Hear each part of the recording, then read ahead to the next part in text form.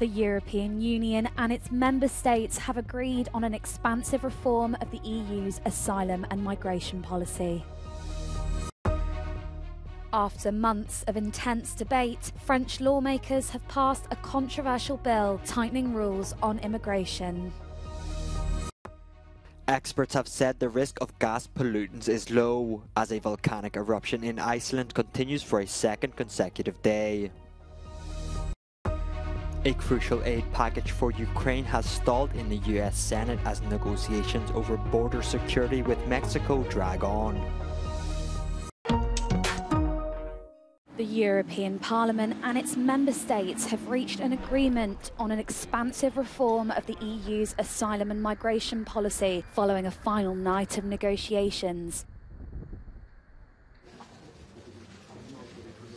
The reform includes tighter controls on the arrival of migrants to the EU, closed control centres on borders to process and return more quickly those not entitled to asylum, and a compulsory solidarity pact between member states to help countries under pressure from migration.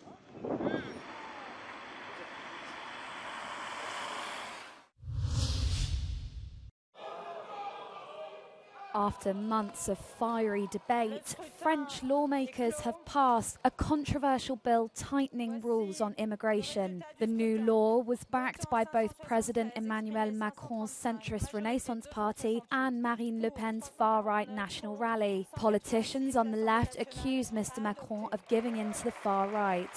Interior Minister Gérald Darmanin whipped up support for the bill, saying it would benefit legal migrants and protect French workers.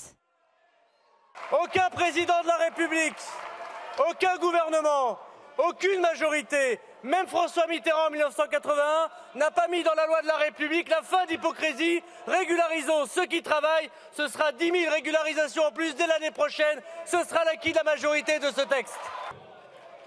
The bill, which had been redrafted and made tougher as right-wing parties had demanded, prompted Marine Le Pen to claim it as a victory for the far right. On peut tout de même se réjouir d'une avancée idéologique, d'une victoire même idéologique du Rassemblement national, puisque est inscrit maintenant dans cette loi la priorité nationale. The new legislation makes it more difficult for migrants to bring family members to France and delays their access to welfare benefits, among other measures. Mr Macron's centrist party lost its parliamentary majority in elections in June 2022. Since then, the government has had difficulty winning votes in parliament. 24 hours after a volcano in southwestern Iceland erupted, magma continues to spew into the air, lighting up the sky with an orange glow. The Icelandic Meteorological Office estimates that hundreds of cubic meters of lava per second flowed out in the first 2 hours of the eruption on Monday, though activity has now significantly subsided. With the nearest town of Grindavik evacuated in November after strong seismic activity threatened an imminent eruption, now the main concern appears to be gas pollution.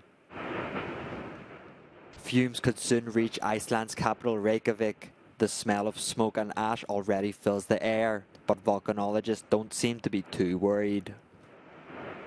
So behind me we have Iceland's newest addition that started out last night, and it's slowly getting more quiet, but it might last a long time, might last a short time, who knows. The most disruptive volcanic eruption in recent times was the 2010 Eyjafjallajökull volcanic eruption, which released huge clouds of ash into the atmosphere and led to widespread airspace closures across Europe. An aid package for Kyiv has stalled in the US Congress, as Republicans insist on linking it to security changes on the Mexican border opposed by Democrats. Senate leaders said they had made progress on the $110 billion agreement. We have only one option. We have to succeed. The stakes are too high for America, for Europe, for the Middle East, for the world. We have to send more aid to Ukraine to defeat Putin. History will look back if we don't support our ally in Ukraine and regard it as a major negative turning point for the US and the Western world. Ukrainian President Zelensky has said at a press conference on Tuesday that he is, quote, confident that the US will not let us down. Meanwhile, Russian drones attacked Kiev last night and at least 2 strikes targeted the city of Kharkiv. 9 people were injured in shelling in Kherson, including 4 children.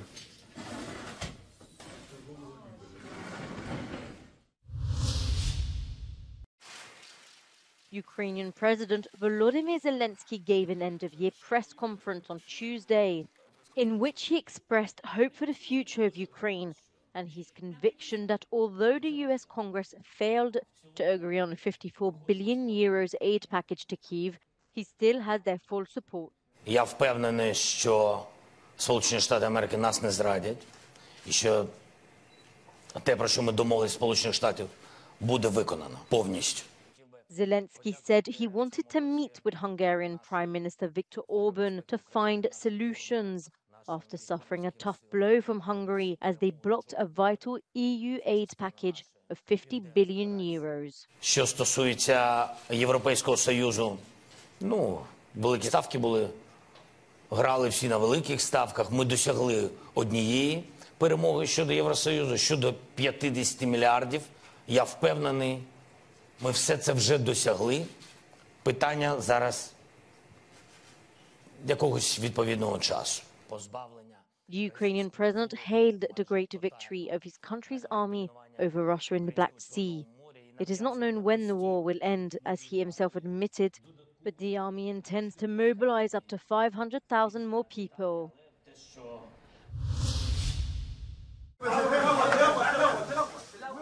Israeli bombs have rained down on southern Gaza, killing at least 45 Palestinians, as the country continued its mission to destroy Hamas militants. The rising civilian death toll in the besieged enclave is driving diplomatic efforts at the UN to agree on a resolution that Israel's chief ally, the United States, will not veto. However, a vote on stopping the hostilities has been postponed for a second day. In the meantime, a UN diplomat urged the Security Council to work in good faith and to end the quote-unquote cycle of violence.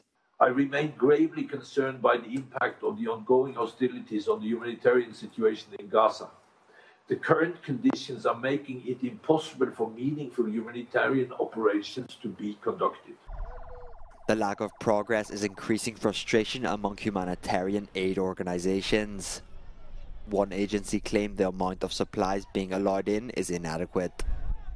According to Palestinian authorities, the death toll since the start of the war has risen to more than 19,000. It began after Hamas and other militants killed some 1,200 people in Israel and took over 200 hostage. Freeing those being held is a priority for Israel. At a recently installed memorial, those killed by Hamas at the Supernova Music Festival on the 7th of October are remembered. Over 3,000 people attended the event just beyond the Gaza border in southern Israel.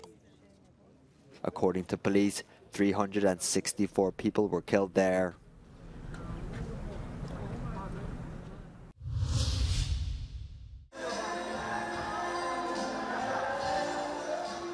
Colorado's Supreme Court has ruled that Trump cannot run for the White House under a constitutional insurrection clause amended in 1868. The former US president has been removed from the state's presidential primary ballot, ruling him as an ineligible candidate. It is the first time the amendment has been used to disqualify a presidential candidate. Several attempts to kick Trump off the ballot in other states have failed.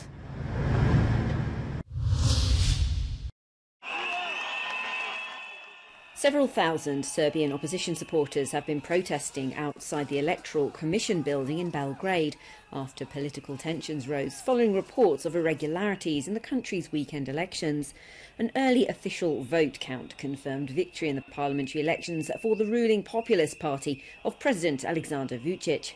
But international election observers say the snap election was held in unjust conditions, with multiple reports of irregularities. Opponents of President Vučić are claiming the vote was rigged.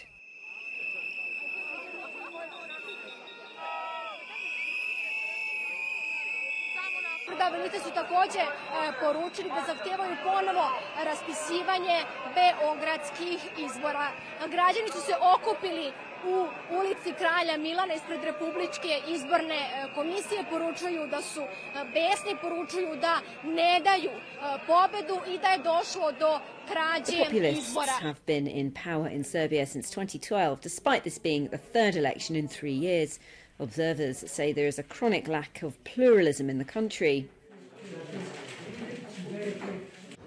In the run-up to elections, yes, there are some systemic issues, and they have to do with the level playing field. They have to do with the state of the media in the country, the freedom and independence of media, and these must be improved.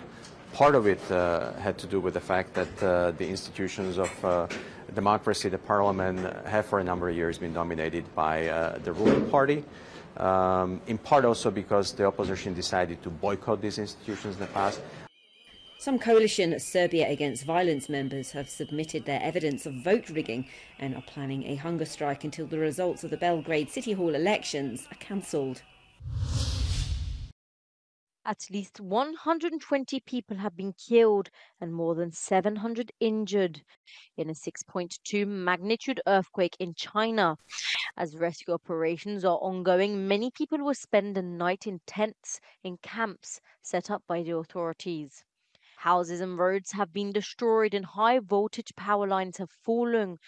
Electricity and communications were cut off in the provinces of Gansu and Qinghai. The quake was the nation's deadliest in 9 years.